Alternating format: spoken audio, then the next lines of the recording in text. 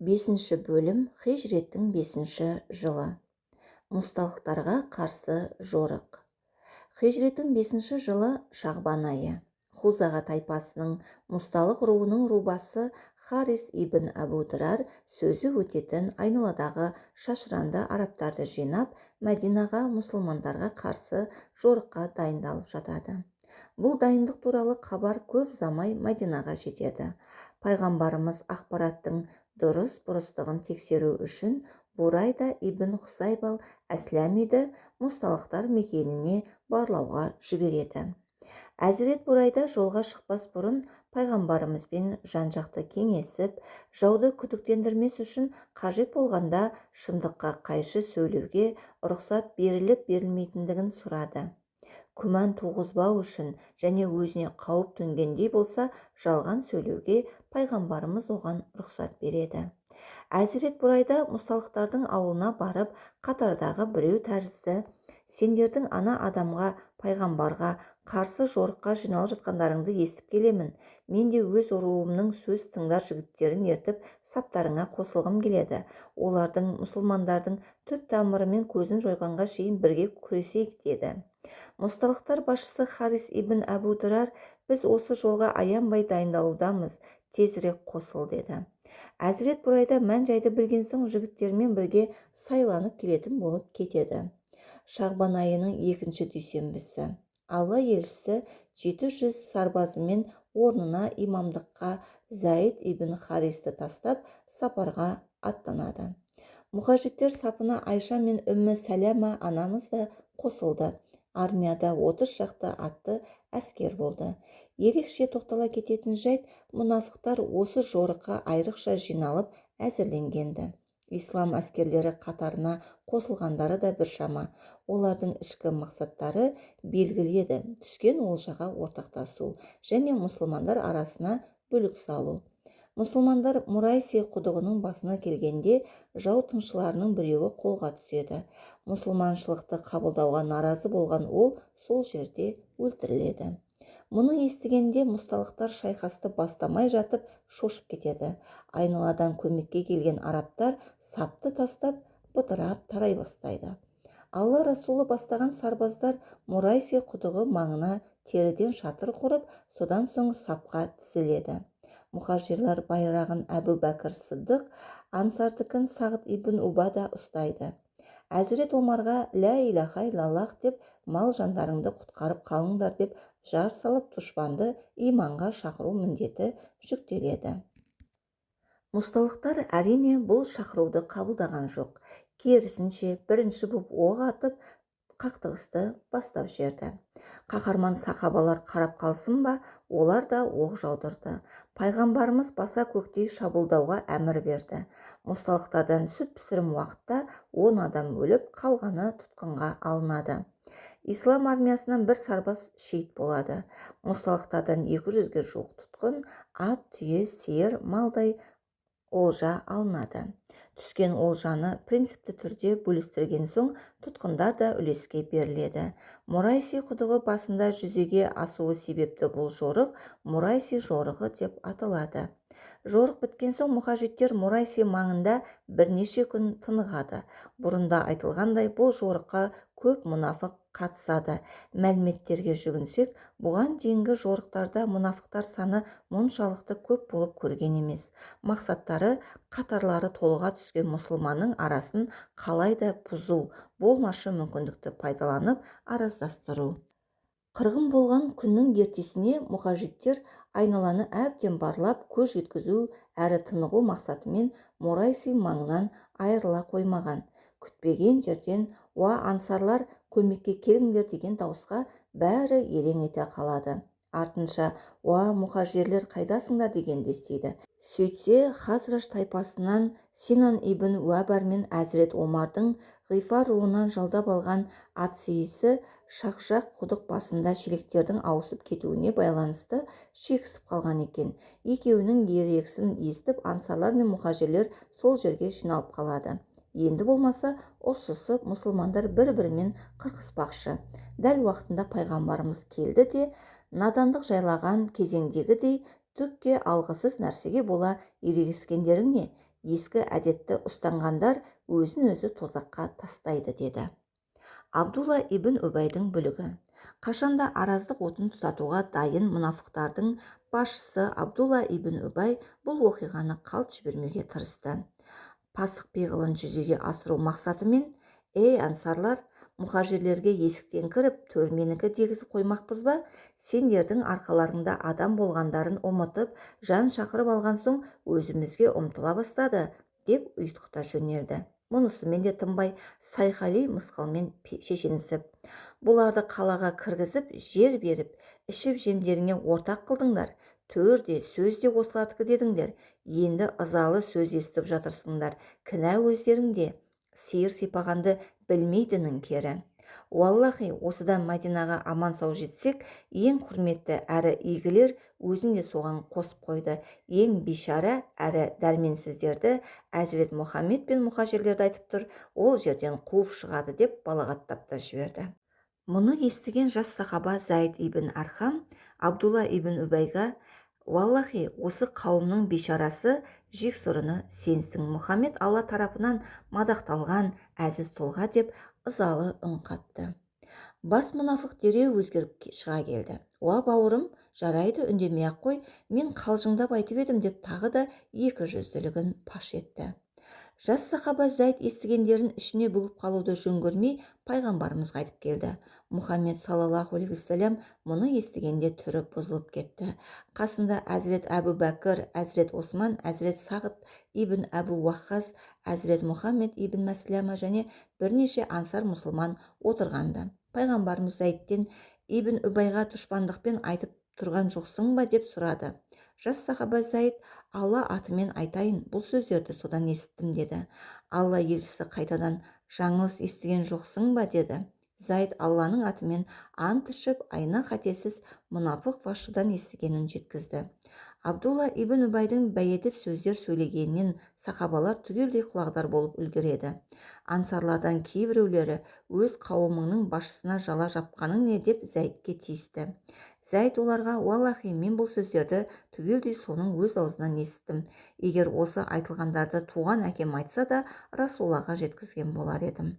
Алла тағаланың пайғамбарына уахи арқылы болған жайды білдіретініне сенемін» деп жауап берді де: «Я Алла, Расулыңа менің сөздерімнің растығын білдір» деп дұға етті. Әзірет Омар сол тұста Расулладан Абдулла ибн Үбайды өлтіруге рұқсат сұрады. «Егер», деді ол, «мұхажирлердің өлтіргенін қаламасаңыз, Сағыт ибн Муазға немесе Мұхаммед ибн Мәсләмаға өлтіртейік» деді. Расулла бұл ұсынысты қабылдаған жоқ.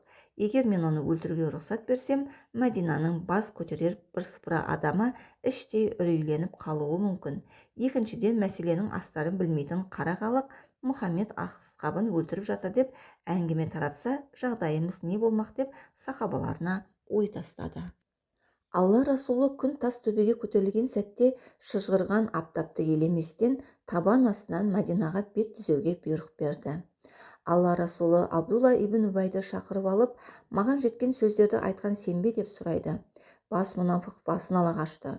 «Жоқ, саған кітап түсірген Аллаға ант етемін, ол сөздердің бірде-біреуін айтқан жоқпын. Зайд өтірік айтады» деді. Пайғамбарымыздың ми қайнатқан ыстық сәтте сарбаздарын сапқа тұрғызуы оларды аң-таң қалдырды. Ансардың алдыңғы қатарларының бірі Усайд ибн Худайр: «Уа Расулла, бұл уақытта жолға шыққан мүлде қолайсыз. Сен бұлай жасамаушы едің ғой» деді. Пайғамбарымыз: «Соңғы оқиғаны естімеп пе ең?» деді. Усайд: «Нені айтасыз?» «Абдулла ибн Үбайдың айтқандарын» деді Алла Расулы. «Не депті ол?» деді Усайд таңырқай. Пайғамбарымыз: «Мәдинаға барған соң ең құрметті әрі игілер, ең бишара әрі дәрменсіздерді қуып шығады» депті. Усайд ибн Худайр: «Уа Расулла, сен қаласаң оны Мәдинадан айдап шығасың. Әлсіз бишараның нақ өзі сол, әзіз әрі құрметті сенсің. Алла сені бізге әкелген тұста қауымы оны билеуші сайлап тәж әзірлеп жатқан еді. Ол сұлтандық билікті сен тартып алды деп ойлайды» деді. Пайғамбарымыз сахабалардың қаңғу сөзге еріп алаңдамауы үшін аяқ астынан жолға шығуға шешім қабылдағанды. Бір күн бір түн тоқтамай жүріп, шаршап ыстықтан ығыр бола бастаған бастағанда барып тынығуға рұқсат етілді. Ұйқысыз жол жүріп әбден қалжыраған сарбаздар түскен жерде жатып тыныққанды мақұл көрді. Сөйтіп Алла елшісі алып қашпа әңгіменің өсек аяңның таралуына тосқауыл қойды. Мұсылмандар армиясы Бәка деген жерге келгенде алай-түлей дауыл соғады. Мұхажиттер үрейленіп қалады. Олардың ойы сол жерге жақын Ғитафан тайпасы шабуылдап келе ме деген қатер еді. Өйткені онымен арадағы келісімнің де мерзімі біткен. Пайғамбарымыз қорықпаңдар, сіздерге дәл қазір ешкімнен зиян келмейді. Бұл дауыл кәпірлерден азулы біреуінің өлгенінің ишарасы деді. Шындығында мұхажиттер Мәдинаға келген соң дәл сол дауыл ескен сағатта яхуди басшыларының бірі Рифаға ибн Зайдтың өлгенін естиді. Ол пайғамбарымыз бен мұсылмандардың ата жауы болатын. Әзірет Абдулланың ұсынысы. Абдулла ибн Үбай мұсылмандардың қас дұшпаны болса, оның туған ұлы Абдулла Алла жолына шын берілгендерден еді. Әкесінің былапыт сөздерін естіген ол шұғыл түрде Алла елшісімен жүздесіп, былайша ұсыныс айтты. Уа Расулалла, әкеммен араларыңызда болған жайды естідім. Оны өлтірмек болғаныңыздан хабардармын. Егер естігенім рас болса, рұқсат етсеңіз, өзім-ақ әкемді өлтіріп, басын алдыңызға келейін. Хазраждар менің әкемді ерекше жақсы көретінімді біледі. Егер оны өлтіруді басқа біреуге тапсырар болсаңыз, сол адамға қарсы өшпенділігім оянуы мүмкін. Нәсіме ие бола алмай, кәпірді өлтірген мұсылманға қол көтере қалсам, тозақтық болып кетермін деді. Сахабаның құрыштай иманның көрінісі бұл. Расуллаға, мұсылмандарға қарсы шығып, бәйәдеп сөзбен балағаттаған әкесін өлтіруден де тайсалдырмаған құдіретке еріксіз таңдай қағасың. Алла елшісінің жауабы ер жүрек сахабаға жұбаныш болды. Уа Абдулла, мен сенің әкеңді өлтіру жайын ойыма да алғаным жоқ. Ешкімге ондай міндет жүктемедім де. Арамызда жүргенде онымен жақсы қарым-қатынаста боламыз деді. Мұсылмандар Мәдинаға жақындап қалған Ақық деген жерде Әзірет Абдулла аттан түсіп әкесінің жолын кес-кестеді. Түйесін шөктірген соң, ізгілік пен күштің бастауы Алла мен оның расулы екенін мойындағанша тыпыр еткізбеймін деді. Мұнафық басшы естіген құлағына, көрген көзіне өзі сенбеді. Мұны айтқан өз ұлы Абдулла ғой, бұл қалай болғаны? Иман келтіргенсіп жүрген мұнафық ақиқат иманның құдіретінен бейхабар еді. Таңданысымен ашуын ірке алмай ұлына, мына көптің ішінен бөліп алып Мәдинаға кіргізбеймін дейсің бе деді. Әзірет Абдулла да, бүгін адамдардың ең әзіз әрі күштісінің, ең бейшара әрі әлсізінің кім екенін үйретіп, мойындатпасам, саған Мәдинаға кіру жоқ. Алла мен Расулының ең құрметті екенін мойындамасаң, өз қолыммен өлтіремін деп зіркілдеді. Әкесі баласының айтқанның қайтпайтынын аңғарған соң, мен құрметті әрі құдіретті Алла, Расулы және мүміндер екеніне куәмін деді. Оқиғаны естіген пайғамбарымыз Әзірет Абдуллаға Алла саған, Расулына және мүміндерге деген құрметің үшін қайырым етсін деп дұға етіп, әкесін қоя беруді бұйырды. Мұсылман армиясы 28 күн жол жүріп, Рамазан айы туған шақта Мәдинаға келіп кіреді. Мұнафықтар туралы түскен сүрелер. Осы оқиғалардан соң Абдулла ибн Үбай және өзге мұнафықтар туралы жеке сүре түсті. Онда мұнафықтардың сипаттары былайша мазмұндалады. Уа Мұхаммед, мұнафықтар алдыңа келгенде біз куәлік етеміз, сен Алланың елшісісің дейді. Алла сенің өзінің елшісі екеніңді әлбетте біледі. Сондай-ақ Алла мұнафықтардың саған сенбейтініне және барып тұрған өтірікші екеніне куә болады. Олар ішкен ант суларын қалқан қылып, ел жұртты Алланың жолына түсірмей қақпайлауда. Олардың істеген істері неткен жаман, себебі олар әуелі иман келтіргендіктерін айтты. Алайда кейіннен істеген істері олардың іштей күпірлікке бой алдырғанын көрсетті. Сол үшін жүректеріне мөр басылды. Енді олар ақиқатты түйсінбейді. Оларды көргеніңде түр тұлғаларын ұнатып қаласың. Майда тілді болғандықтан сөздеріне еріксіз құлақ түресің. Шынында олар дуалға сүйеулі бөренелер секілді. Яғни жиында отырғанда өздерін әлде қандай етіп көрсету үшін дуалға сүйелген бөрене секілді шалқая түсіп, керігіп отырады. Олар опасыз әрі сатқын болғандықтан үнемі қорқып, үрейленіп жүреді. Сондықтан да айқайдың бәрін өздеріне қарата айтылған деп ойлайды. Олар қас дұшпан, сол үшін олардан барынша сақтан. Құдай тас төбелерінен ұрып, жандарын жаһаннамға жіберсін. Қалай ғана ақиқаттан алшақтатылып, теріс жолдарға түсірілуде десеңші. Мұнафихун 1-4 аяттар. Сүренің мұнан соңғы аяттарында Абдулла ибн Убайдың сөздеріне тоқталады. Олар ел жұртты Алла елшісінің маңайындағы кедей-кепшіктерге қайыр садақа бермеңдер, әбден тарығып, жан-жаққа босып кетсін деп үгіттейтін арсыздар. Анығында күллі аспан әлемі мен жердің қазыналары Аллаға тиесілі, алайда мұнафықтар мұның байыбына бармайды.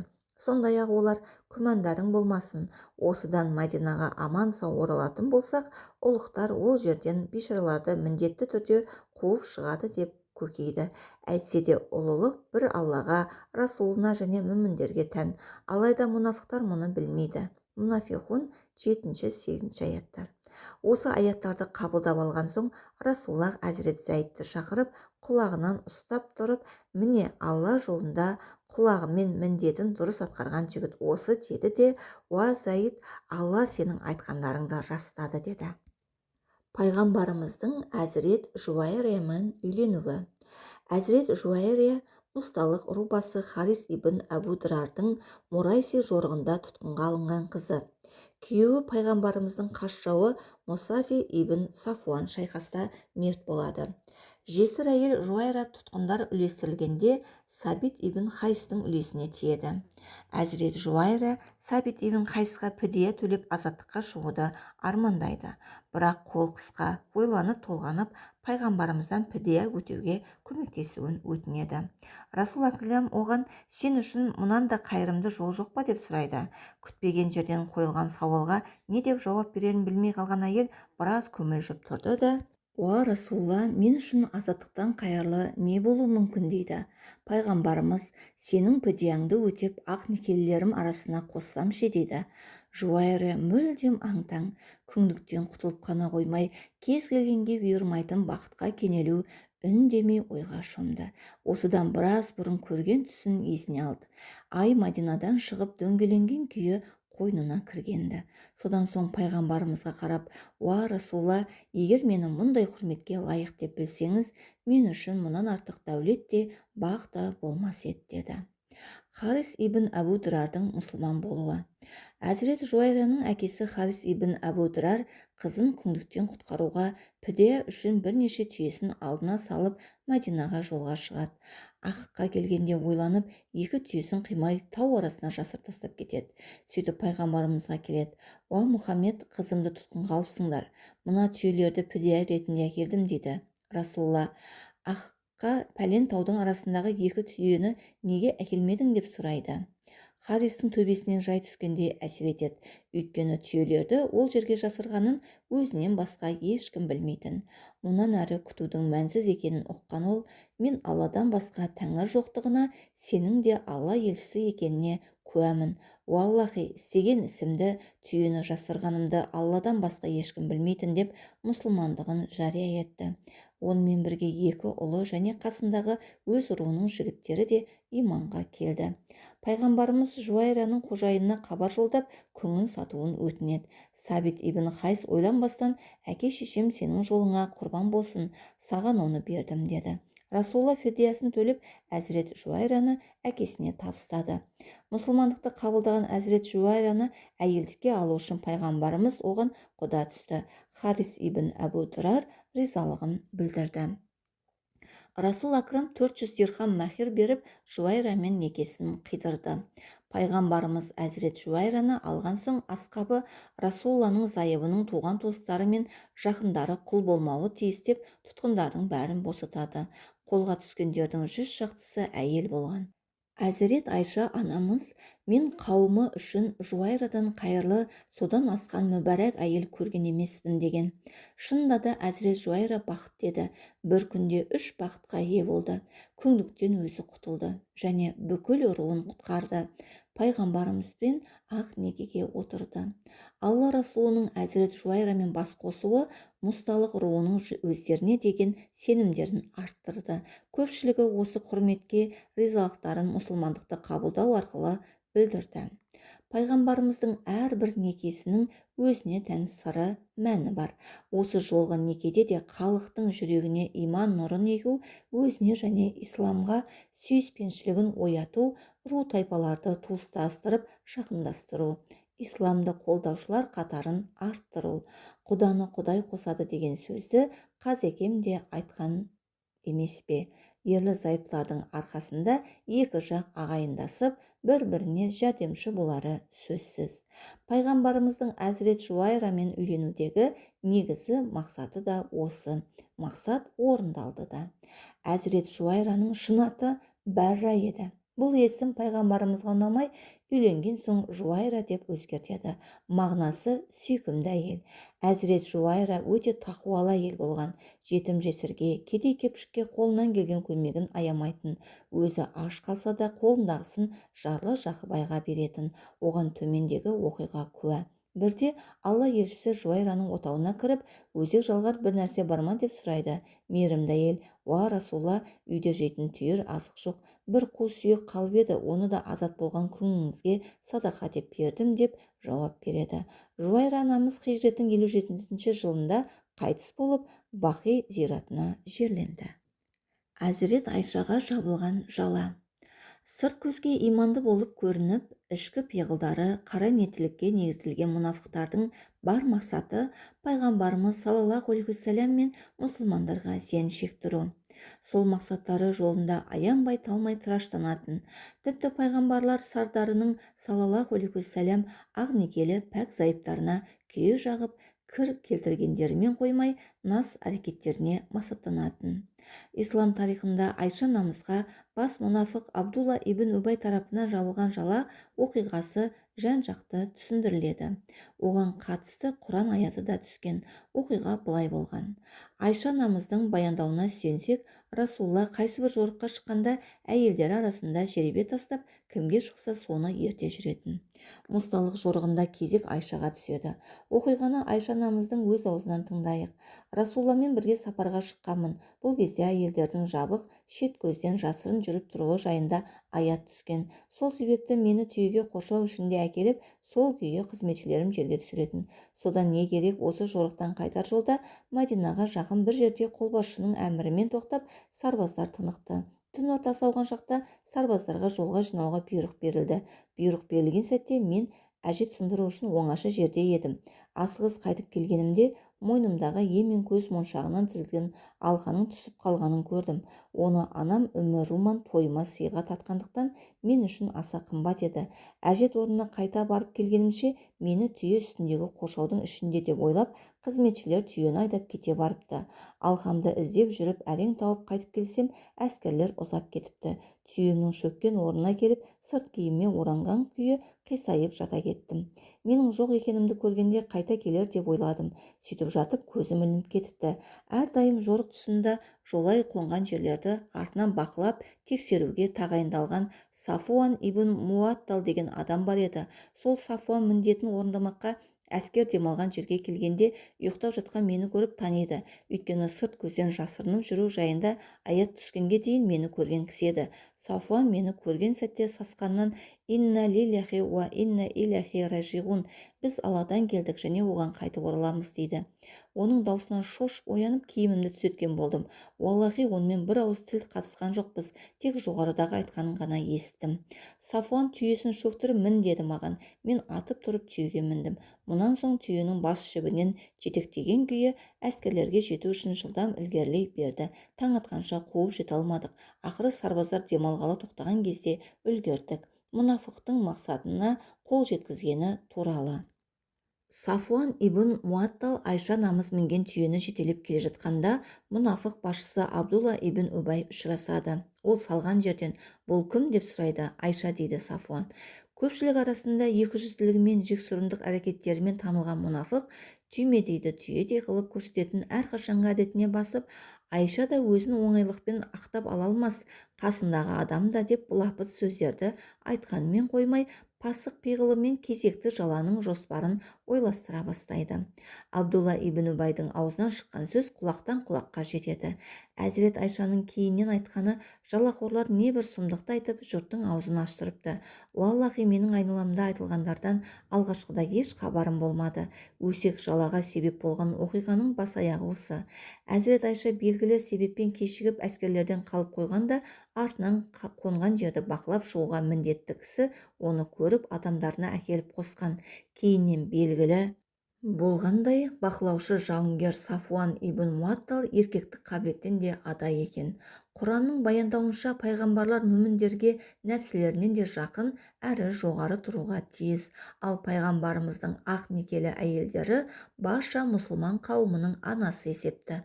Пайғамбарымыз мәңгілік сапарға аттанған соң да онымен некелескендерді әйелдікке алуға қатаң тыйым салынған. Сондықтан Аллаға және оның пайғамбарына шын сенген нағыз мұсылман осы нақты аяттарды оқып білгеннен соң, Расуланың көзі тірісінде де, ақыреттік болғаннан соң да оның ақ некелі әйелдеріне жала жауып, жаман сөз айтпақ тұрмақ, ондайды ойлауы мүмкін емес. Алла мен пайғамбарға жан тәнімен берілген мүміндердің сүйікті әміршісі Расуланың зайыбын жалғыз қалған жерінен көріп, түйесіне мінгізіп шапшаң түрде сарбаздарға әкеліп қосуында тұрған не бар? Нағыз иман ері Сафуан ибн Муаттал өз міндетін адал атқарды. Өкінішке қарай, жүректері таттанған, арамдықтан басқаны ойлай алмайтын бөлікшіл мұнафықтар бұл оқиғаның астарынан арамдық іздеді.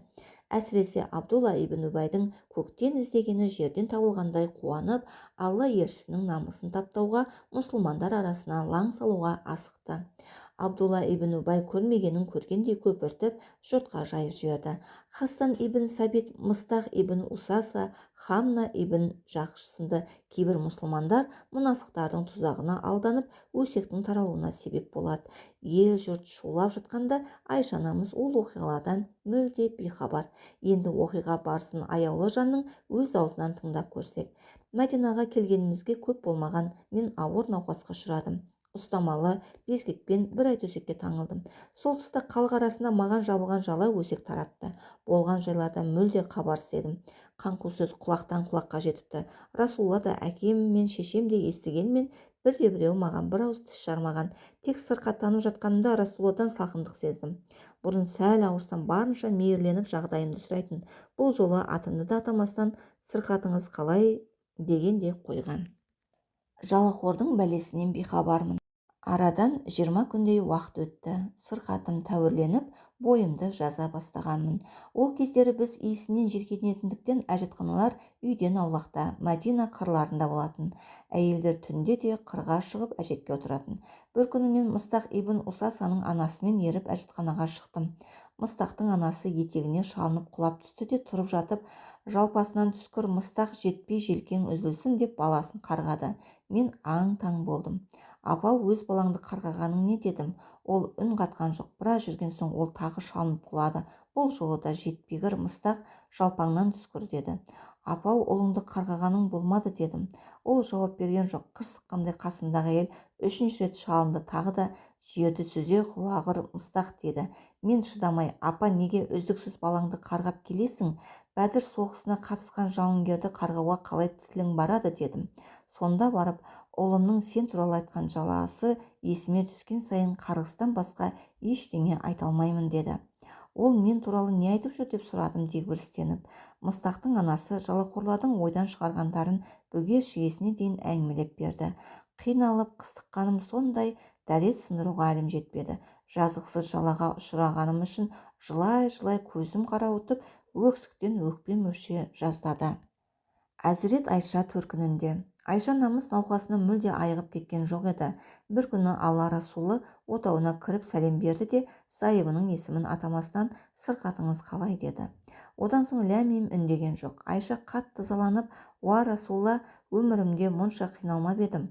Маған рұқсат етсең төркініме барсам деп едім. Жағдайымды анам жасасын дейді. Пайғамбарымыз баруыңа болады деп қасына қызметші қосып жібереді. әзірет айша ата-анасына барып өзі туралы өсектің анық қанығын білгісі келеді. Анасы ауру күйінде сүйретіліп келген қызына жарығым-ау неге келдің деді. Айша, анашым, жұрт мен жайлы неше түрлі әңгіме айтып жүрген көрінеді, неге маған айтпадыңдар дейді жыламсырап. Анасы сабырға шақырып, еш уайымдама қарағым, денсаулығыңды ойла, сен сияқты сұлу әйелді, күйеуінің сүйіктісі болған әйелді өсектемегенде кімді өсектейді? Көптің аузына қақпақ бола алмайсың, бұл тіршіліктің ағымы солай ғой деді. Әкем де хабардар ма деп сұрады Айша. Иә, Расулашы, ол да біледі. Айша қыстығып жылай берді.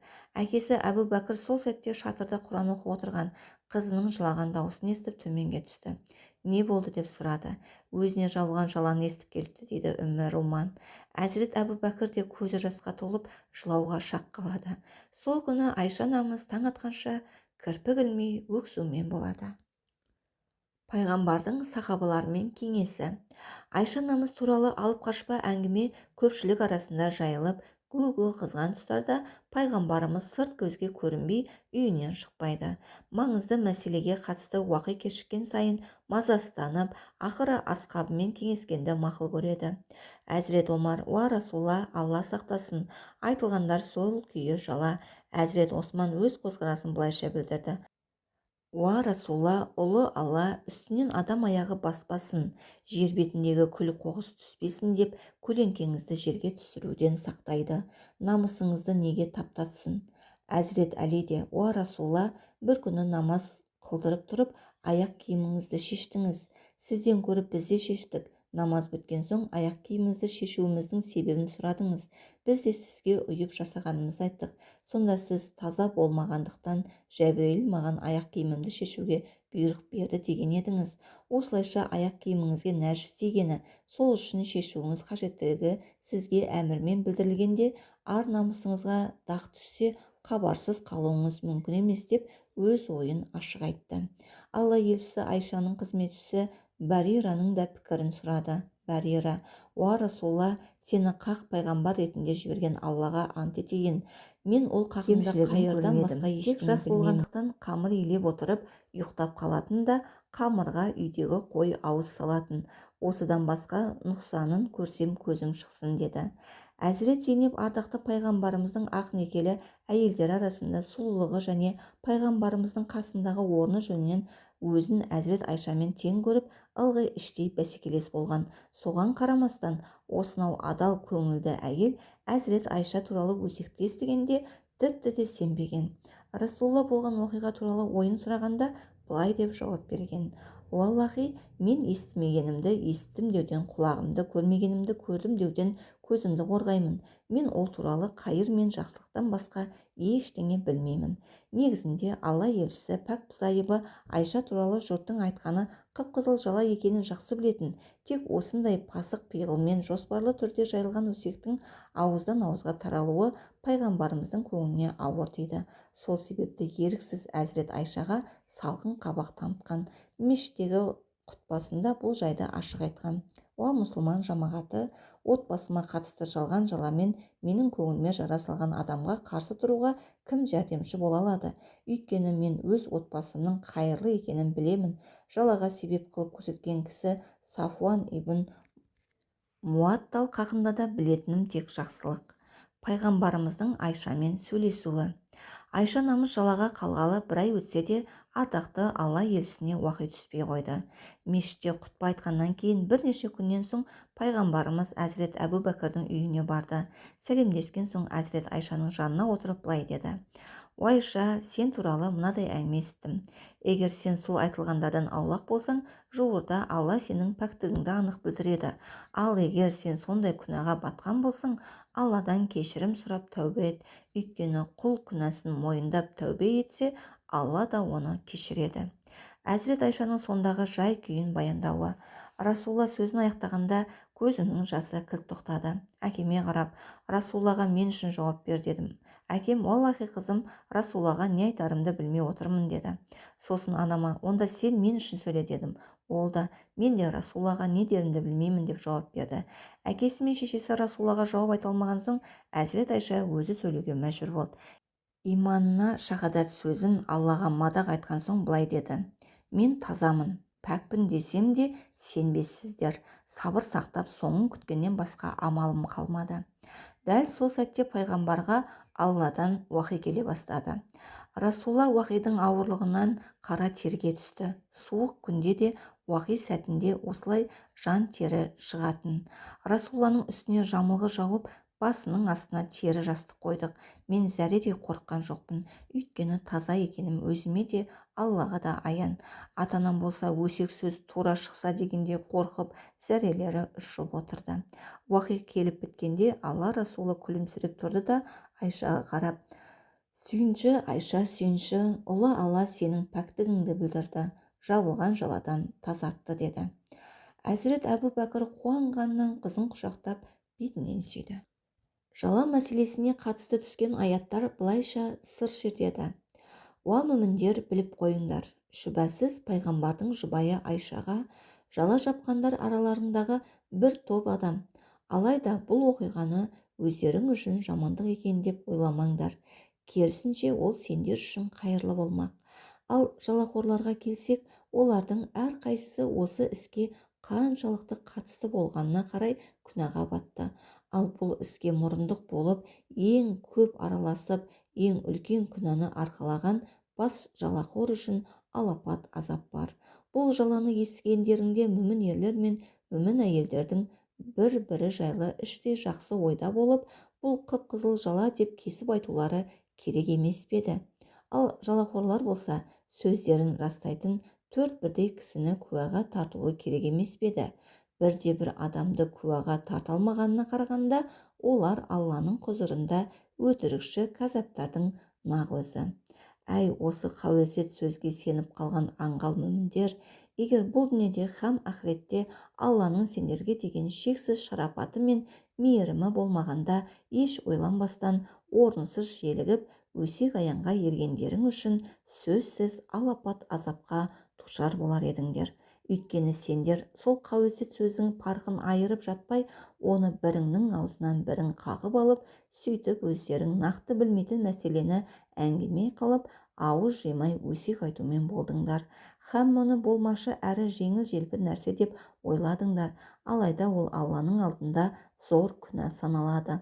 Сол жаланы естігендеріңде мұндай сұмдықты ауызға алу бізге мүлдем лайық емес.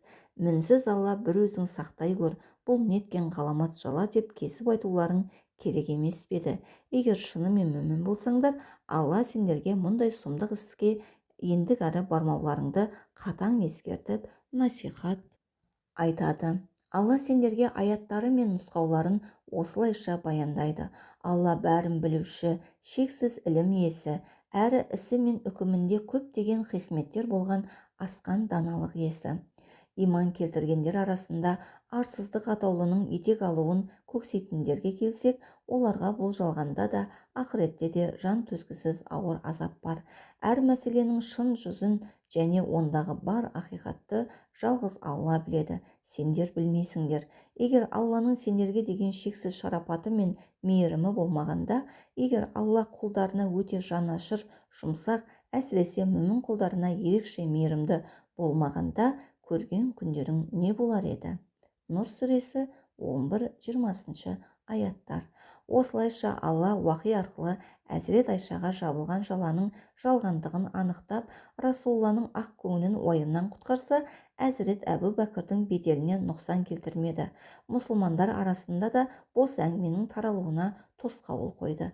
Алла Расулы мәселеге қатысты уахи түскеннен кейін халықтың алдына шығып құтпа оқыды. Соңынан жаңадан түскен Құран аяттарымен таныстырды. Мәселенің анық-қанығына көпшіліктің көзі жеткен соң, жалған жаланы жайған Мұстақ ибн Усаса, Хасан ибн Сабит пен Хамна бин Жақш 80 дүре соғылып жазаланды. Хандақ шайқасы 627 жыл, қаңтардың 24-і, хижреттің 5 жылы, шәуәл айының 29-і. Ухуд соғысынан 2 жыл кейін болған Хандақ шайқасы исламның өркендеуіне қарсы өршіген кедергілерді жоюда үлкен рөл атқарған. Дұшпан шабуылына тосқауыл мақсатында пайғамбарымыздың әмірімен Мәдинаның айналасынан түгелдей Хандақ арабшасы қазылуына байланысты Хандақ шайқасы аталған. расулла бір кездері яһудилердің надыр руын Мәдина территориясынан қуып жіберген еді. Надырлар солтүстікке қарай жылжып, Хайбар, Шам және Хура тәрізді маңызды мекендерге орнығады. Олар Мәдинадан қуылып кеткендіктен қайнаған ыза кектерін жүрген жерлерінде исламды, пайғамбарды жамандау арқылы қайтаруға тырысады. Көрші көлемдерімен бас қоса қалса, мұсылмандарды жерден алып жерге салып жамандайды. Жалпы Хандақ шайқасына себеп болған да осы надырлардың наразылық әрекеттері. Мәдинаға топталып баса көктей еніп, Расулланың және оның сахабаларының көзін жою керектігін Құдайдың құтты күнінде айтып, айнала халықтың құлақтарын қажайды. Құрайш мүшриктеріне керегі де осы еді. Олар Ухуд соғысында жеңгенімен мұсылмандарды түп тамырымен құрта алмағандықтарына, Расулланың күн өткен сайын арта түскен беделіне, исламның жойылуына кедергі қоя алмағандықтарына іштей қынжылып қиналып жүретін. Ең қиыны да сауда жолдары түгелдей дерлік мүшриктерге жабылғандығы. Экономикалық жағынан тоқырауға апарар жағдайға мүшриктер қол қусырып қарап қалмас еді. Сол себепті Мәдинадағы ислам мемлекетінің беделіне нұқсан келтірудің жолдарын ойластырады. Мәдинаға басып кіріп, иманның түбіне балта шабу, исламды өркен жайған жерінен ушықтыру туралы ұсынысты айтқандар надырлардың көсемдері. Мүшриктердің басшысы Әбу Суфиянның сендер бұл іске бел шешіп кірісуге дайынсыңдар ма деген сұрағына қитұрқы яһудилер әрине біздер сендермен Мұхаммедпен шайқасу жайын ақылдасқалы келдік деп жауап береді. Әбу Суфиян жерден жеті қоян тапқандай, олай болса қош келдіңіздер, төрлетіңіздер. Мұхаммедке қарсы бізге жақтасқандар біздің ең қымбат достарымыз деді де қуақыланып, бірақ сендер біздің тәңірлеріміз пұттарға табынбасаңдар, онда сеніміміздің ақталмағаны дейді. Пасық мақсаттарын жүзеге асыру жолында ештеңеден арланбайтын яһудилер сол жерде пұттарға сәждеге жығылып әлекке түседі. Сөйтіп Мәдинаға басып кіріп, иман мен исламды жоюға ынтымақтасады. Яһуди надырлар меккелік мүшриктердің уәдесін алған соң ғитафандарға үндеу тастады. Ақыры Хайбардағы бір жылғы құрманың түсімін береміз деген шартпен олармен де келісті. Айнала шашырап жатқан өзге араб тайпаларына да насихатшыларын жолдап, Мәдинаға шабуыл жасауға көндірді. Мүшриктер де әскер жинап әлекке түсті. Сөйтіп, үгіт насихат нәтижесіз қалмай, араб тайпаларынан ғитафандар мен ахабиштерден құралған қол Мәдинаны басып алуға дайындалды. Алға қойылған мақсат біреу-ақ: Мәдинаға тұтқиылдан шабуылдап, пайғамбардың көзін жою және мұсылмандарға қырғидай тию. Құрайш мүшриктері ахабиштерден қоса 4000-дай әскерді құраса, яһудилермен қалған жауынгерлердің ұзын саны 6000-ға жетті. Яғни дұшпан қолы 10 000 сарбаз. Әбу Суфиянның қолбасшылығындағы мүшриктерде 300 ат, 100 түйе бар еді. Кейіннен қосылғандарда қаншалықты ат көлік болғаны жайлы нақты мәлімет жетпеген. Барша жауынгердің басын қосқанда да Әбу Суфиян қолбасшы ретінде қала берді. Пайғамбарымызға жеткен хабар. Хузаға тайпасы пайғамбарымыз Мұхаммедпен саллаллаху алейхи вассалам бұрыннан аралас құралас болатын. Арадағы достықтың негізі сонау Әбдімтәліп заманына тіреледі. Құрайш мүшриктерінің шабуыл дайындығы туралы хабарды пайғамбарымызға жеткізу керектігін өздеріне достық борыш санаған хузағалық жігіттердің бірі Суыд Мәдинаға аттанды. Жайшылықта атпен 12 күндік жолды хабаршы тоқтамай шауып отырып, 4 күнде кесіп өтіп, маңызды хабарды Алла елшісіне жеткізді. Шабуыл хабарын ести сала пайғамбарымыз асқабының басын қосып ақылдасты. Мәдинаның сыртына шығып дұшпанмен шайқасқанымыз жөн бе, әлде қаланың ішінде тұрып қорғаныс тактикасын қолданған мақұл ма деп сұрады. Расулланың ұсынысына орай түрлі пікірлер айтылды. Әрқилы көзқарастардың арасынан Сәлман Фарасидің айтқанын мақұлданды. Уа Расулла, біз Парсы жерінде дұшпан шабуылынан айнала ор қазып қорғанатынбыз, деді ол. Бір ауыздан қаланың ішінен мықтап бекінуге шешім қабылданған соң, Алла елшісінің әмірімен айнала ор қазу басталды. Пайғамбарымыз саллаллаху алейхи вассалам қай жерлерді кімдер қазатынын нақты бөлістірді. Қаланың оңтүстік жағында қалың ағаш отырғызылған бақшалар бар еді. Жаудың оң тұстан кіруі қиынға соғары анық. Оларға тосқауыл қою үшін бірнеше әскер жеткілікті. Шығыс жағында пайғамбарымызбен келісім жасасқан Хурайза яһудилері және басқа да яһуди рулары мекен ететін. Осы себептер есепке алынып, негізінен қаланың ашық алаң жақ беті солтүстігінде ор қазу қызу жүргізілді. Мұсылмандар күрек ұстауға шамасы келетін жас балалардан бастап кәрі құртаңына дейін іске белсене араласты. Пайғамбарымыздың саллаллаху алейхи уассалам өзі тікелей білек сыбана кірісіп, мұсылмандарды сөзімен де ісімен де маңызды шаруаға жұмылдырды. Мұсылмандар таң сәріден ымырт үйірілгенше үздіксіз жұмыс істеп, түн қараңғылығында демалу үшін үйлеріне қайтатын. Алла елшісі саллаллаху алейхи уассалам болса, бір төбенің басына шатыр құрып, сол жерде күндіз-түні қалатын. Іске тікелей араласып, әрі жұмыс барысын бақылап отырды. Шаң-тозаңға, аптап ыстыққа қарамастан шаруаға бас-көз болып жүрген пайғамбарымызға мұсылмандар: «Уа Расулалла, өзіміз-ақ бітіреміз ғой, сіз демалсаңыз қайтеді?» деп ізгі ниеттерін білдіргенмен, Алла Расулы: «Мен де еңбек етіп сауап алғым келеді» деп күле жауап берген. Шаршағанда бір-біріне сөзбен болса да қолдау көрсететін мұсылмандар бұл жолы да бірін-бірі жігерлендіріп бақты. Оған Абдулла ибн Рауаханың: «Я Алла, сен бізге тура жолды көрсетпеген болсаң, біз садақа беруді, намаз оқуды қайдан білер едік? Кәпірлер арамызға бүлік салмақ болып қарсы келгенде, сен бізге сабыр, шыдам бер, аяқ-қолымызға күш-қуат бер» деген мағынадағы өлең жолдары куә. Мұсылмандар бір сәт тынықпастан күні бойы ор қазумен айналысты. Алла Расулы шын көңілмен еңбектенген оларға қарап: «Я Алла, ақыреттен басқа бақи өмір жоқ, сен ансарлар мен мұхажирлерге кешіріммен қарағайсың» деп оқтын-оқтын дұға етті. Мұсылмандар да іштей: «Біз өміріміздің соңғы деміне дейін Алла жолында жихадта Мұхаммедтің саллаллаху алейхи уассалам жолынан айырылмауға серт бердік» десіп, көңіл ризалықтарын білдірді. Ор қазу ісін тезірек бітіру үшін бас алмай жұмыс істеген мұсылмандардың қарны тойып тамақ ішуге де мүмкіндіктері жоқ. Баршаның қалі мәлім. Арабстандағы сол жылғы қуаңшылық бәрінде туралатқан. Тақ-тұқ жүрек жалғар дәм тапса, соған мәз. Иман ләззатына тойынғандарды бұл қиыншылық мойыта қоймаған. Дегенмен жағдай мүшкілді. Әзірет Жабар ибн Абдулла Расулланың қалжыраған түрін көріп, іштей күйзелгенде қойған. Кешке үйіне келгенде әйелінен: «Бүгін пайғамбарымызды шаршаңқы көрдім, аштыққа жұтқан болуы керек. Оның орнында басқа біреу болса, мүлде шыдамас еді. Үйде талғажау етер не бар?» деп сұрайды. Әйелі: «Мынау арық лақ пен 3-4 уыс арпадан басқа ештеңе қалмады» деп жауап берді. Әзірет Жабар лақты бауыздап, әйеліне арпадан ұн жасауға бұйырды. Лақтың етін кіші ыдысқа салып тандырға қойды. Аз ғана ұннан қамыр ашытып, нан жасамақ болады. Әзірет Жабир үйінен шығарда, әйелі тамақтың аздығын ескертіп: «Расулламен бірге көп кісі ертіп келіп, ұятқа қалмайық» деп алдын алды. Әзірет Жабир Алла елшісіне келе салысымен: «Уа Расулла, үйде азғандай тамақ бар, қасыңа бірнеше кісі алып, бізден дәм татып жүрек жалғасаңыз» деп үйіне шақырды. Алла елшісі одан: «Аз дегенің қанша?» деп сұрайды. 3-4 уыс арпадан жасалған нан мен бір лақтың еті» дейді Әзірет Жабир. Пайғамбарымыз саллаллаху алейхи уассалам: «Көп әрі керемет тағам» деді де: «Әйелің айт, мен келгенше етті де нанды да тандырдан шығармасын». Әзірет Жабирдің көзінше: «Уа жамағат, жұмысты қоя тұрыңыздар, 4 көзіміз түгел Жабирдің үйінен дәм татуға барамыз» деді. Мұхажир мен ансар түгелдей тамаққа жиналды. Сахаба Жабир сасқалақтап үйіне келген бойда әйеліне: «Алла жақсылық бергей, Расулла барша жамағатты тамаққа шақырды, енді не істейміз?» деді.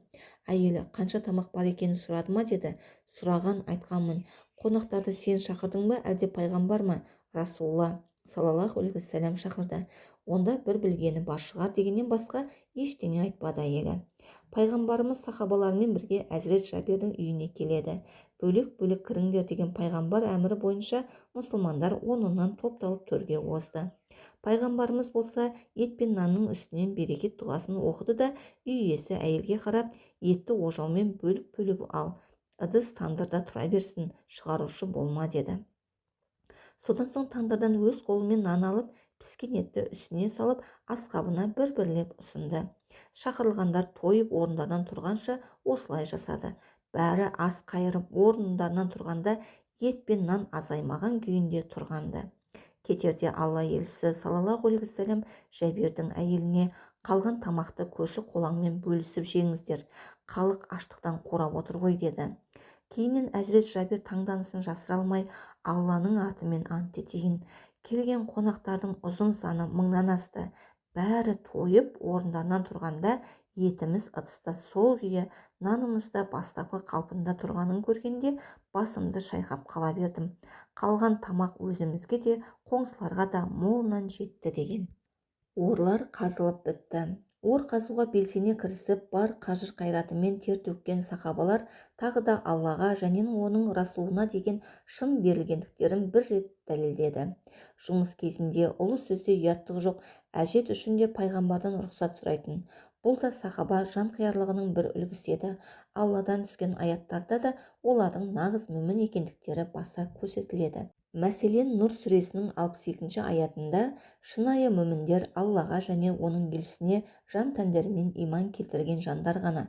Олар қандай да бір қоғамдық мәселе жайында кеңесу үшін Алла елшісінің құзырында бас қосқанда одан рұқсат алмайынша өз бетімен ешқайда да кетпейді делінеді. Пайғамбарымыз бен мұсылмандардың бар ынтасымен берілген бұл ісіне мұнафықтар жеңіл-желпі қарап ат үстінен қимылдағандай әсер қалдырды. Тиіп қашып қазған болып, істегісі келмесе жұмысты тастап кете беретін. Онымен де шектеле қоймай мұсылмандарды қағытып, мазақ етіп, ойларына келгенді істейді. Алладан түскен аяттарда олардың орынсыз әрекеттері де сөз болады. Нұр сүресінің 63-ші аятында осыған қатысты: «Уа мүміндер, Алла елшісінің өздеріңді шақырғанын һәм сендер үшін дұға еткенін бір-біріңді шақырғанмен һәм бір-бірің үшін дұға еткенмен тең көрмеңдер. Оны бір-біріңді шақырғандай шақырмаңдар, оған бір-біріңе үн қатқандай үн қатпаңдар.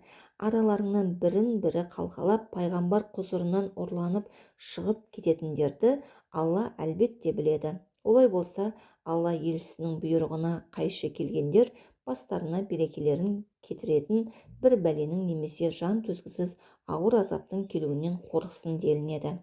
Екпінді еңбектің нәтижесінде орлар 6 күнде қазылып бітті. Қорғаныс кезінде Алла елшісінің бұйрығымен ордың тар тұсына арнайы күзет қойылады. Орлардың оңтайлы жерлері кіріп шығуға ыңғайланады. Ол жерлерде де қарауыл қойылып, жалпы бақылаушы ретінде Зүбайр ибн Ауам тағайындалады. Ислам армиясы. Қорғаныстағы мұсылмандардың ұзын саны 3000-ға жетеді, яғни дұшпан әскерінің 3-тен 1-індей ғана.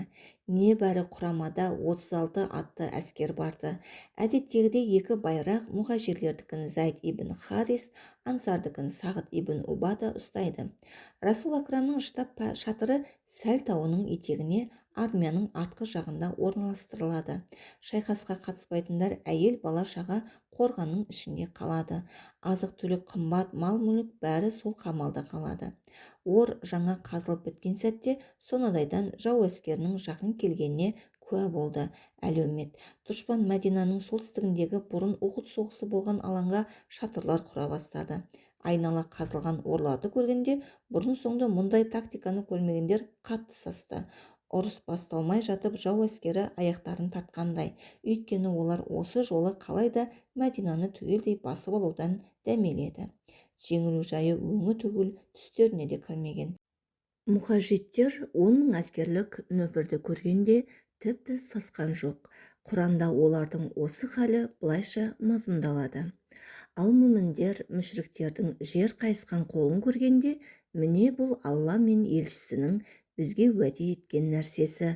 Алла да оның елшісі де әрдайым рас айтады деді. Бұл олардың иманы мен мұсылмандығын одан сайын күшейте түсті. Ақсап сүресі 22-ші аят. Яхуди Құрайзалардың тайқып шығуы. Алла елшісі саллаллаху алейхи уассалам тері шатырда отырған, қасында Сыддық досы Әбу Бәкір. Мұсылмандар олардың маңында дұшпанды бақылап, қарауыл қарап жүрген. Сол сәтте Расулланың құзырына Омар Фаруқ кірді. Уа Расулла, естуімше, Яхуди Құрайзалар келісімді бұзып, дұшпан жаққа көмектескелі жатқан көрінеді деді. Күтпеген суыт хабар пайғамбарымызға жаман әсер етті. Құрайза руының басшысы Хағып ибн Әсәдпен арада келісім болғандықтан ол жақтан қауіп бола қоймас деп сенген еді. Хасбуналлаху ва ниъмал уәкил, Алла бізге жеткілікті, ол қандай керемет өкіл деді қапаланып тұрып. Құрайзалар саны жағынан да көп болатын. Мәдинаның сыртқы жағында мықты қамалдарда тұратын. Мадинаға сырттан қатер төнген жағдайда мұсылмандармен бірге қаланы қорғауға қатысатындарын айтып, алла елшісімен тікелей келісім жасасқанды. Келісімшарт бойынша пайғамбарымыздан хабарсыз ешқандай әскери қозғалысқа қатыспауға, Құрайш мүшриктеріне және олардың жақтастарына қолдау көрсетпеуге сөз берген. Пайғамбарымыз естіген жайдың анық-қанығын білуге Зүбайыр ибн Ауамды Құрайзалардың мекеніне жолдады. Зүбайыр өз беттерімен қамалдарын оңдап, әскери тағылым жасап жатқан Құрайзаларды көріп, хабардың растығын пайғамбарымызға жеткізді. Сонда пайғамбарымыздың айтқаны: әр пайғамбардың бір көмекшісі бар, менің көмекшім болса Зүбайыр. Кейіннен белгілі болғандай, яһуди надырлардың басшысы Хуай ибн Аххаб Құрайзаның рубасы Хаб ибн Асадты алдап, ақыры өз дегеніне көндірген. Пайғамбарымыз әлі де істің ақырын бағып, Құрайза яһудилеріне насихат айтып, ақылға шақыру мақсатымен Әустен Сағд ибн Муазды, Хазраждан Сағд ибн Убаданы, Абдулла ибн Рауаха және Хауат ибн Жұбайырды жолдайды. Барып көріңдер, Құрайзалар туралы жеткен хабарды тағы бір нақтылаңдар. Егер айтылғандары дұрыс болса, келген бойда халыққа түсініксіз тілмен астарлы сөйлеп маған білдіріңдер, мен түсінермін. Көрген білгендеріңді ашық айтып, қара халықты шошытып алмаңдар.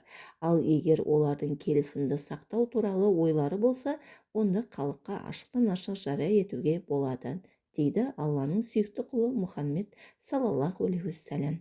Сахабалар Құрайзаларға барып келісімді бұзудың келеңсіздігін айтып, оларды ақылға келуге шақырады. Алайда яһудилер ендігі жерде насихат айтудың мүлде орынсыз екенін білдіріп, біреулері пайғамбарымызды жамандап, келгендерді келемеждейді. Мұсылман елшілер түк өндіре алмасын сезеді. Құрайза руының ескі одақтасы Әзірет Муаз ашуланып, сендермен шайқаспасам, Алла жанымды алсын дейді. Елшілер қайтып келіп, мән-жайды Алла елшісіне астарлы сөйлеп білдіреді. Әзірет Мұхаммед те саллаллаху алейхи уассалам бұл хабар құпия күйінде қалсын. Айтсаңдар да сыр сақтайтындарға жеткізіңдер. Өйткені соғыстың өзі сақтық пен алдаудан тұрады деп қатаң ескертті. Мадина жан-жақтан жау қоршауында қалды. Бұл жайтта Құранда көрсетілген. Сонда біріккен жау қолы сендерге жоғары жақтан да, төменгі жақтан да төніп келіп құрсап алған еді. Сол кезде көздер шарасынан шығып, жүректер ауызға тығылып, жан алқымға келген болатын. Сөйтіп, Алла жайлы сан түрлі жағымсыз ойларға қалған берілген едіңдер. Ахзаб сүресі 10 аят.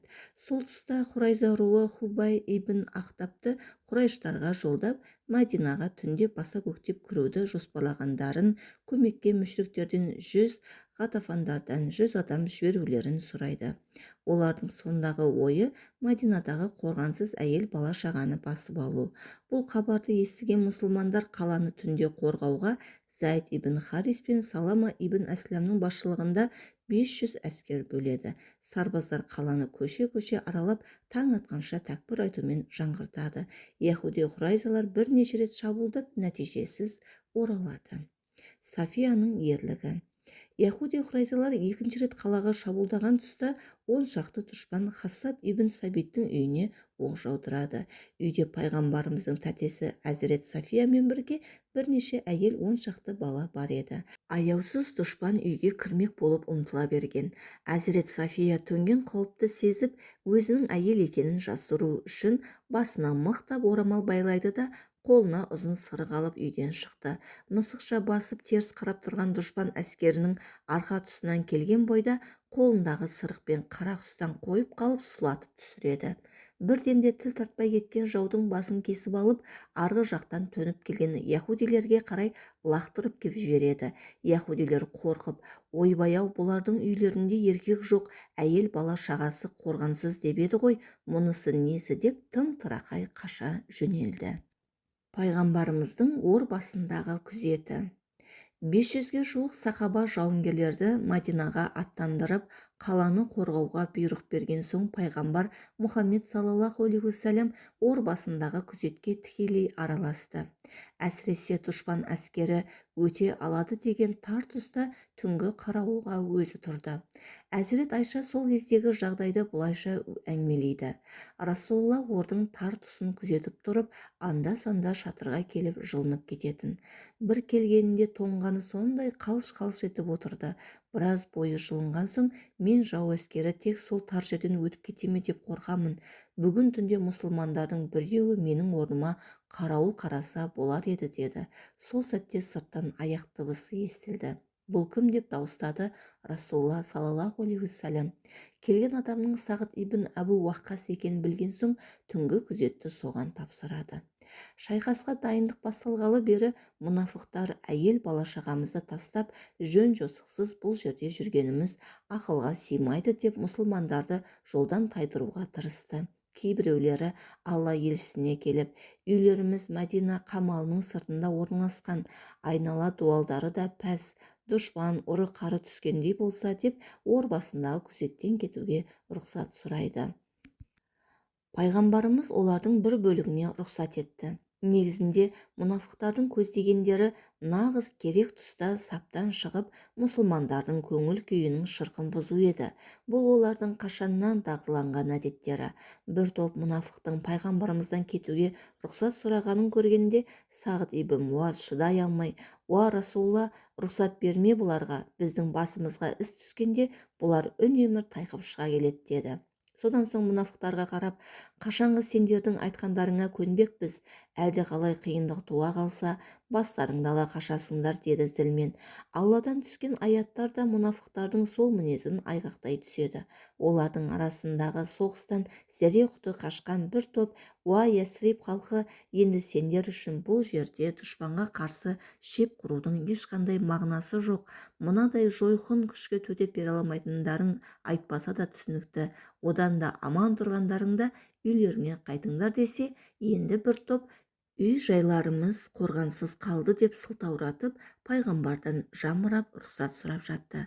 Әйтсе де олардың үй жайлары қорғансыз емес еді. Анығында олардың бар көксегені жауға ту сыртын беріп, соғыс майданнан қашу болатын.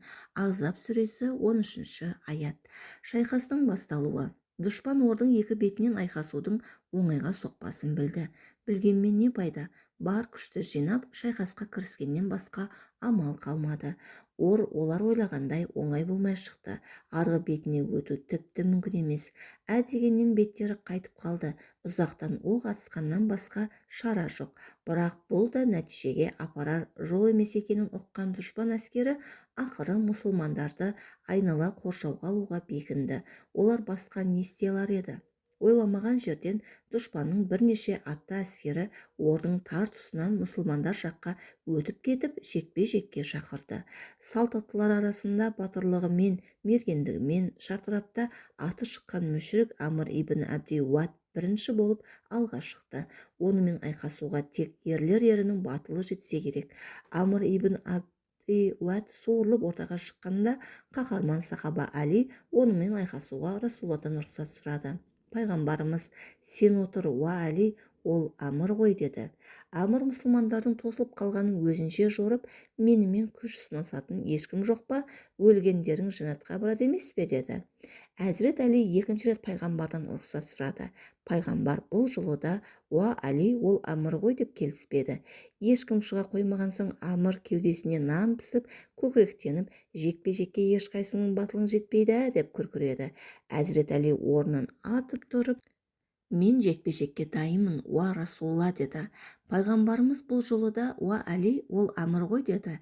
Әзірет Али: «Амр да болса айқасқа белімді бекем будым, уа Расулалла» деді. Болмаған соң Расулалла саллаллаху алейхи уассалам Әзірет Алиге рұқсат берді. Өз қолымен сауытын кигізіп, Зүлфиқарды беліне байлады. Сәлдесін де орап берген соң: «Уа Раббым, көкемнің ұлы Үбайда сенің жолында шейіт болды. көкем Хамзаны Ухудта шейіт етті. Қасымда қалған жалғыз жақыным Әлиді сен қорғап жәрдемші бол, мені жалғыз қалдырма деп дұға етті. Ержүрек сахаба Әли иманнан күш алған күйі Әмірға қарай алшаң басып батыл адымдады. Екі жақта демдерін ішке тартып қарап қалған. Сауыт киінген Әлидің көзінен басқа жер көрінбейді. Өзіне жақын келген ерді тани алмаған Әмір сен кімсің деп сұрады. Әзірет Әли, мен Әлимін деп жауап берді. Әмір мұрты жаңа тебіндеген жас жігіттің атын естігенде мейірленген жандай, көкелерінің арасынан айқасқа сенен үлкенірек біреу табылмады ма? Мен сенің қаныңды төккім келмейді, әкең менің ескі досым еді деді. Әзірет Әли тайсалмай, уаллахи мен сенің қаныңды төккім келеді деді. Әмір қарқылдап күліп алды да, маған ешкімнің бұлай қарсы келерін ойламап едім деді де, ашуға мініп қылышын жарқ еткізіп қынынан суырды. Әзірет Әли, мен жаяумын, сен ат үстіндесің, қалай айқаспақпыз, сен одан да атыңнан түс деді. Әмір жерге секіріп түсіп атын қоя берді де, жүзі қуарып Әлидің қарсы алдынан тұра қалды. Әли, уа Әмір, сенің құрайыштардан біреумен қарсыласа қалсаң, оның тілегінің біреуін орындауға уәде бергеніңді естіп едім, сол рас па деді. Әмір иә деді. Әли, онда мен сені Аллаға және оның пайғамбарына иман келтіруге шақырамын, исламға мойынсын деді. Әмір, маған бұл айтқандарының түкке қажеті жоқ, басқа тілегің бар ма деді. Онда сен бізбен шайқасудан бас тарт, еліңе қайт деді. Әли, жоқ, мен бұл жылға әбден дайындалып келдім. Өш алғанша басыма май мен иіссу жақпауға уәде бердім деді Әмір. Онда жекпе-жекке дайындал деді Әзірет Әли. Әмір тағы да қарқ-қарқ күлді. Шынымды айтсам, арабтардан менен қорықпайтын мынадай жау жүрек шығар деген ой түсіме де кірмепті деді, таңғалысын жасыра алмай. Одан соң менсінбеген қалпында, сен әлі жассың, көрерің алдыңда, оның үстіне әкеңмен дос едім. Менімен күресуден баз кешіп, әлі де кері шегінуіңе болады, сені өлімге қимай тұрмын деді. Ержүрек Әли ежірейіп, бірақ мен сені өлтіргім келеді деді. Әзірет Әлидің бұл сөзі Әмірдің шымбайына қатты батты. Қылышын сумаң еткізіп, Әзірет Әлидің қалқанын екі бөлді. Қылыштың ұшы Әзірет Әлидің маңдайында жырып өтті. Қаһарман сахаба көз ілеспес жылдамдықпен адымдаған күйі Зүлфиқарды жаудың желке тұсын көзеп бір-ақ рет сілтеді. Азулы дұшпанның басы бір жаққа домалап, кеудесі көрсете қалды. У-шу айқай басталды. Әзірет Әли қол жеткен жеңісті Алладан біліп, Аллаху Акбар деп тәкбір айтты. Расулла бастаған мұхажиттер Аллаху Акбар деп ұрандатқанда айнала тегіс жаңғырды. Тағы мұнафықтар ортада. Мұнафықтар мұсылмандардың жанына жалау болу былай тұрсын, Мұхаммед сендерге Қайсер, парсы билеушілері мен Кисраның қазыналарына ие боламыз деп уәде берді. Бүгінгі жағдай мынау, орға тығылып қайдан қауіп төнер деп үрейленіп, дәрет сындырудан да қорқып отырмыз. Оның уәдесі қайда? Біз қайдамыз? Алла мен пайғамбардікі алдау ғана деп отқа май құйып, онсыз да жүні жығылып отырғандардың еңсесін баса түсті. Мұнафықтар қанша дақпыр таратып жолдан тайдырмақ болса да, нағыз мүміндерді Расулладан ажырату мүмкін емес еді. Өйткені иман ерлері ұлы Алланың көмегіне шын көңілден иланған, жан жүректерімен жазмышқа мойынсынған, Алла мен пайғамбары үшін азапқа өз еріктерімен бас тігуге даяр. Мұнафықтар Мадинаны айнала қоршаған дұшпанның пайғамбарымыз бен оның асқабын жеңетініне, көздерін жоятынына сеніп қана қоймаған, солай болуын іштей қалағанда. Осы емтиханда шынайы мұсылмандар мен мұнафықтардың ара жігі ажыратылды. Құранның осыған қатысты аяты ғибратқа толы. Онда былай делінеді: әлде сендер өздеріңнен бұрын өткен қауымдардың басына келгендер бастарыңа келместен жұмаққа кіреміз деп ойладыңдар ма? Олардың көптеген адам айтқысыз ауыртпалықтарға душар болып, күйзелгені соншалық, пайғамбар және онымен бірге иман келтіргендер Алланың жәрдемі қашан келеді дейтіндей жағдайға жетті. Біле білсеңдер, Алланың жәрдемі өте жақын. Бақара сүресі 214 аят. Қорғаныс жалғаса түсті. мүшіріктердің баса көктеп қалаға еңбек болған ұмтылыстары нәтижесіз қала берді. Айқастың ұзаққа созылуы екі жақты да әлсіретті. Аштық пен суықтың зардабы жан алқымнан ала түсті. Егін соғыс басталардан бір ай бұрын жиналғандықтан дұшпанның ат пен түйелері де аштыққа төзбей барады. Ауыр азап жау мүшіріктерді қалжыратып үмітсіздікке итермеледі.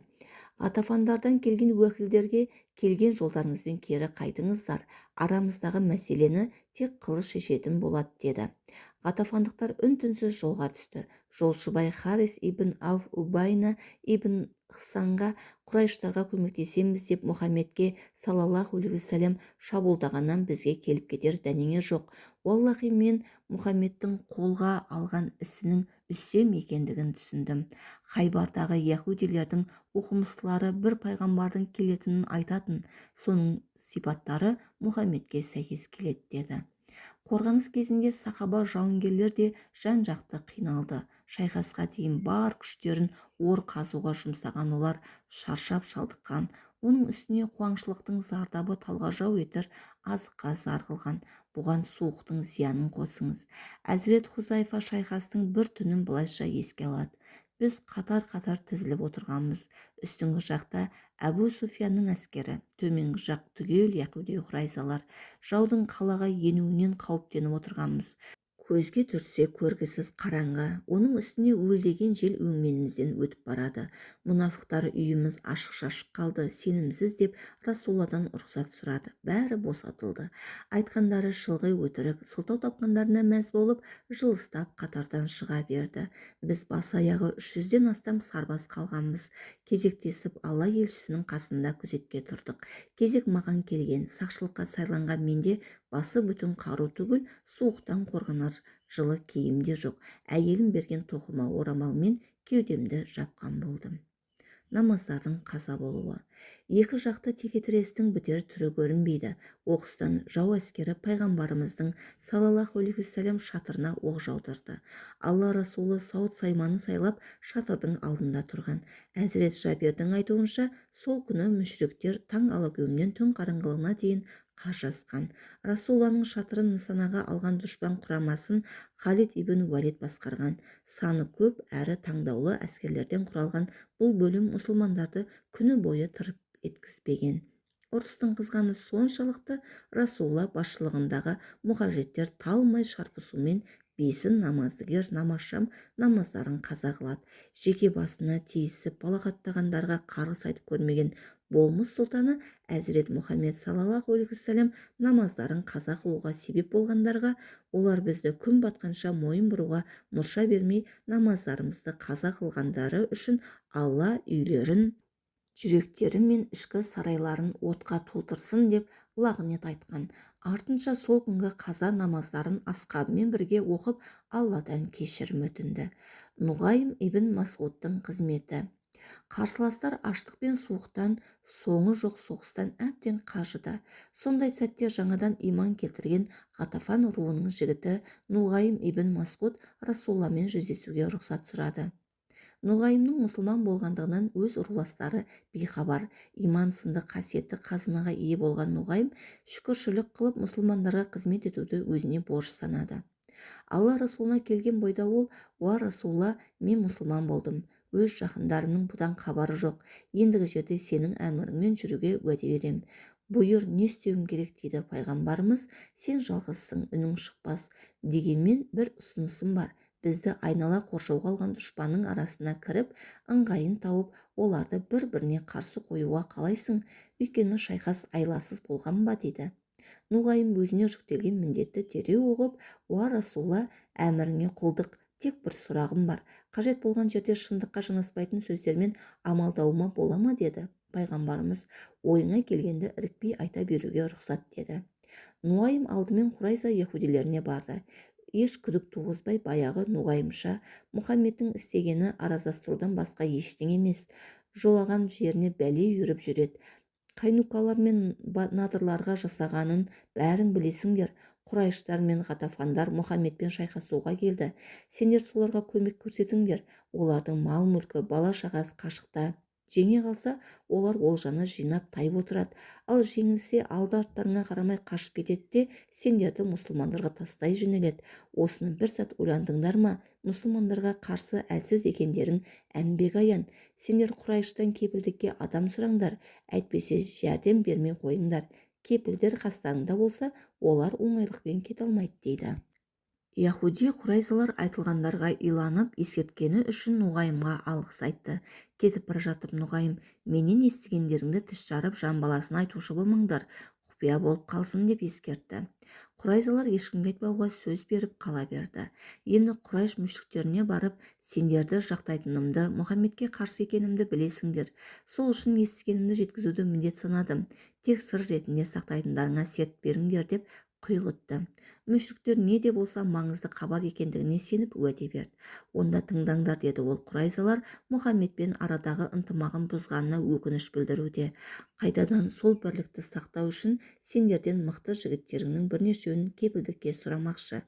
Мұхаммедпен қайтадан одақтасу үшін сендерден алған кепілдерді өлтіріп, мұсылмандарға көз қылмақшы.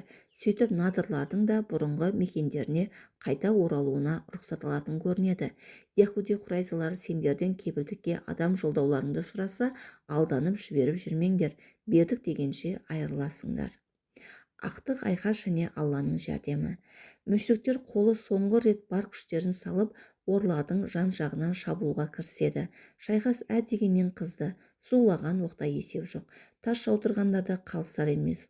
Шайқастың ең ауыр сәтінде пайғамбарымыз саллаллаху алейхи вассалам үстіндегі желбегейін жерге лақтыра салып, тізе бүкті де көкке қол жайып, жаббар егер жалбарынды. Уа Құранды түсірген қауым тайпаларды азапқа ұшыратқан Ия Алла, мына ұру тайпаларға қарсы шығуға бізге көмек бер. Ия Алла, саусақпен санарлық мұсылмандардың көзі жойылса, жер бетінде саған құлшылық ететін жан қалмайды. Сол күні кешке дейін қызу айқастар толастамады. Түн түндігі түскенде барып қарсыластар атысты тоқтатып шатырларына шегінеді. Түн ортасы ауғанда Жебрил періште пайғамбарымызға келіп, біраздан кейін Алланың қатты дауыл тұрғызып, дұшпан әскерінің быт-шытын шығаратынын сүйіншілете жеткізді. Періштенің әкелген хабарын ести сала, пайғамбарымыз отыра қалып алақанын жайып, маған және асқабыма деген қайырымың үшін мыңда бір шүкір, мадақ айтамын, Ия Алла, деді. Сенбінің түні төңіректі қою қараңғылық басқан мезетте мүшриктер орналасқан алаңда аяқ астынан дауыл тұрып, ұйқы-тұйқы етті. Қыстың суық түнінде құйынды боранның есуі мүшриктерді естерінен тандырды. Ызғын шуғын алаңда бірін-бірі көру де тану да мүмкін емес. Дұшпан көз аштырмас дауылдан қорқып дал болып тұрғанда, әскерлерден бұрын қолбасы Әбу Суфиян түйесіне мініп, тез көшудің ыңғайын жасаңдар, ал мен кеттім деп басын ала қашты. Құрайыштың ақсақалдары жекіп тоқтатпағанда әскерлерін тастап кете берері сөзсіз еді. Артынан айыптағандарды естіп қайта оралғаннан көптің басын біріктіру мүмкін еместігіне көзі жетті. Жиналғаны жиналғандай Меккеге бағыт алды. Сақтық үшін 200-ге жуық атты әскермен бірге ол кезде әлі мұсылмандарға қарсы шайқасып жүрген Амр ибн Ас пен Халид ибн Уалид бақылау-барлау ниетімен артта қалады. Балапан басына тұрымтай тұсына дегендейін мүшриктердің өзі бытырай қашқанын көрген одақтас тайпалар да елдеріне жетіп алуға асықты. Пайғамбарымыз бен мұсылмандарға Алладан келген көмек жайлы Ахзаб сүресінің 9 аятында мазмұндалады. Уа иман келтіргендер, Алланың сендерге берген жақсылығын, нығметін, көмегін ұмытпаңдар. Бір кездері сендерге шабуыл жасап, біз сендерге көмек ретінде оларға жауға қарсы дауыл соқтырып, сендер көре алмайтын әскерлер, періштелер жіберіп едік. Алла істегендеріңнің бәрін көруші. Дұшпанның үлкен азапқа ұшырап шегінгенін көргенде пайғамбарымыз күлімсіреп, Аллаға шүкір айтып, Алладан басқа илах жоқ, тек сол ғана бар. Алланың әскерлері әзіз, құлына да ол көмектеседі. Араб тайпаларын жеңдірді, деді. Мүшриктердің босқа әуреленіп қайтқаны Құранда да баяндалады. Алла кәпірлердің одақтасқан қолын діттеген мақсаттарына жеткізбей, оларды ашу-ызаға булыққан күйлерінде құралақан қайтырды. Сөйтіп Алланың жәрдемі мүміндерге жеткілікті болды. Алла хауи, тым күшті, әзиз, бәрінен үстем, әрі ұлық. Ахзаб сүресі 25 аят. Мұсылмандар жеңіс тұғырында. Бір айға созылған ауыр шайқас Алланың жәрдемімен аяқталды. Мүшриктер аһ ұрып, мұсылмандар шаттыққа бөленді. Кәпірлердің осы жеңілісі мұнан кейінгі үлкен жеңістердің бастауы болады. Мұнан былай мұсылмандарға қарсыласуға олардың шамасы жетпейді. Өйткені Бәдір, Ухуд және Хандақтағы тәжірибе мүміндерді аяқ асты етудің оңай шаруа еместігін айғақтады. Оқыстан ойсырай жеңілген жау әскері қайғы мен үмітсіздікке берілсе, мұсылмандар мерекедегідей шаттанады. Иман ерлерінің көңілдері көтеріліп, жүдеп жататқан жоқшылықты да ұмытып, толассыз шүкіршілік қылды. Расулланың мұнан кейін біз оларға шабуылдаймыз, олар бізге қарсы келе алмайды деген сөздері мүміндерді масайрата түсті. Пайғамбарымыз бастаған мұхажиттер мәз-мейрам Хандақтан Мәдинаға келді. Хандақ шайқасында 7 мұсылман шейіт болса, кәпірлер саны 4-ке азайған. Шейіт болғандардың бәрі ансарлардан еді. Хурайза жорығы. Яхуди хурайзалар пайғамбарымызбен арадағы келісім бойынша Хандақ шайқасында мұсылмандармен бірге Мәдинаны қорғауға тиіс еді. Бірақ олар келісім шартты аяққа таптап, шайқастың қызған сәтінде мүшриктермен ауыз жаласып, тайқып шықты. Келеңсіз қылықтарын тыю үшін хабар айта барған мұсылмандарға Расулла кім бопты соншама, Мұхаммедпен келісіміміз болған емес, болмайды да деп пайғамбар жайлы бұлапыт сөздер айтты. Онысымен қоймай, Мәдинаға басып кіріп, мұсылмандардың әйел бала-шағасына қырғидай тиіп қауіп төндірді. Пайғамбардың қайырымдылығын аяқ асты еткен хурайзалар дұшпан шегінгенде барып, есін жиғанмен бәрі кешеді. Мүшриктердің қирай жеңілгеніне көздері жеткен олар Мәдинаға 2 сағаттық қашықтықтағы Қамал қалаларына бекініп үлгереді. Жебірейіл жеткізген бұйрық. Мұсылмандардың Мәдинаға кіргені сол еді. Пайғамбарға Жебірейіл: «Уа Расулла, ұлы Алла саған хурайзаларға шабуылдауды бұйырды» деген хабар әкеледі. Расулла қаруын шығарып, жуынып шайынған беті Әзірет Біләлді шақырып, ескендер және Алланың әміріне мойынсұнатындар намаздыгерді хурайза яһудилердің мекенінде қылсын деп жар салуды бұйырады. Мұсылмандар қас қағым сәтте жиналады. Ұзын ырғасы 3000-ға жуық ислам қолының қатарында 36 атты әскер болады.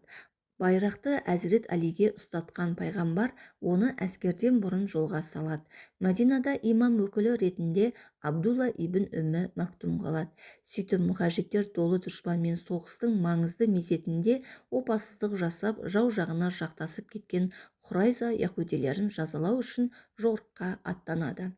Әскерден бұрын туын асқақтата желбіретіп жолға шыққан Әзірет Әли хурайзалар қамалына жақын келіп байрақты тігеді. Мұны көрген яһудилер ауыздарына келгенді айтып, сықпырта жөнеледі. Пайғамбарымызды боқтап боралайды. Хандақтағы сатқындықтары оларға зәредей ой салмағаны белгілі болады. Әзірет Әли байрақты сахабалардың біреуіне табыстап, Алла Расулының саллаллаху алейхи вассалам алдынан шығады. «Уа Расулла, сен қамалға жақындамай қойсаң қайтеді? Мына жексұрын опасыздардың сөздерін естімей қой» деді. Расулла саллаллаху алейхи вассалам: «Сен олардан мені ренжітерлік сөз естігенсің сірә. Мұса пайғамбар мұнан да ауырына душар болған. Сен бара бер, олар Алла дұшпандары, мені көргенде жаман сөз айта алмайды» деді. Хурайзалар қандарындағы қастандықтан бас тарта алмай, пайғамбарымыз бен ислам әскерлерін күле қарсы алудың орнына бұлапыт сөзбен бас салып, қиқарлық көрсетті. Жақсылық түсінбейтіндерге қарсы күш қолдану ғана қалды. Пайғамбарымыздың әмірімен мұхажиттер Хурайза қамалына оқ жаудырды. Яһудилер де қарап қалған жоқ, атысқа кірісті. Дегенмен олар мұсылмандар қоршауында қалды. Сырт көзге мұсылмандарға дос көрініп, шындығында ислам дұшпандарымен бармақ басты, көз қысты болып жүретін мұнафықтар бұл жолы да әдеттерінен жаңылмады. Хурайзаларға құпия хабар жолдап, мұсылмандарға берілмеуді, Мәдинадан қуса да кетпеуді, атысты жалғастыра беруді нығырлай айтып, көмекке келетіндіктерін, қару-жарақ жеткізетіндіктерін білдіріп сендірді. Хурайза яһудилері бұған қатты қуанып, батылданып шайқасты тоқтатпады. Сағат ибн Муаздың үкімі. Құрайзалар 25 күнге созылған қорғаныстан соң амалдары құрып мұсылмандарға беріледі. Соңғы рет өздеріне қатысты үкім шығару үшін қазы тағайындалуын Алла елшісінен саллаллаху алейхи вассалам өтінеді. Алла елшісі олардың өтініштеріне асқабымнан өз қалауларың бойынша қазы болар адамды таңдаңдар дейді. Құрайза бір ауыздан Сағыт ибн Муаздың үкіміне разы екендіктерін айтады. Сағыт ибн Муаз Хандақта ауыр жараланып, соны емдету үшін пайғамбар мешітіне барғанды. Әуістер оны пайғамбарға алып келеді. Расулла: «Уа Сағыт, мыналар сенің шешіміңе бас иетіндіктерін білдірді. Не айтасың?» деді. Сағыт: «Уа Расулла, Алла оларға тиесілі үкімді саған білдірген болуы керек. Сен Алланың әмірін орында» деп жауап берді Расулла. Солай дегенмен сенің үкіміңді естісек деп едік, деді Сағыт. Уа Расулла, Алланың үкіміне сай болмай қалса деген қаупім бар деп ішкі күмәнін білдірді. Пайғамбарымыз сонда да: «Уа Сағыт, сен айтарыңды айт» деді нығырлап.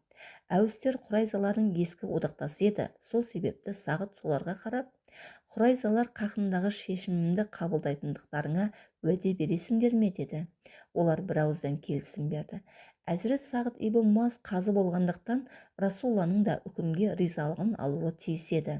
Алла Расулы сонадай жерде сахабалармен сұхбаттасып отырған. Пайғамбарымызға деген құрметінен оның атын атап сұрауға бата алмай, ана жерде отырған кісі де менің үкімімді қабылдауға Алла атымен уәде бере ме деді. Алла елшісінің саллаллаху алейхи вассалам «Я» деген жауабынан соң Сағыт Құрайзалардың қамалдан түгел шығуын талап етті. Яһудилер қару-жарақтарын тастап берілген соң Сағыт ибн Муаз үкімін жария етті. «Мен яһудилердің балиғатқа жеткен адамдарының өлтірілуіне, дүние мүліктерін мұсылмандарға үлестіріліп берілуіне, әйелдер мен балалардың құлдыққа алынуына үкім шығардым. Пайғамбарымыз Сағыттың үкіміне дән риза болып, сенің шешімің 7 қат көктегі Алланың үкіміне сай келді» деді.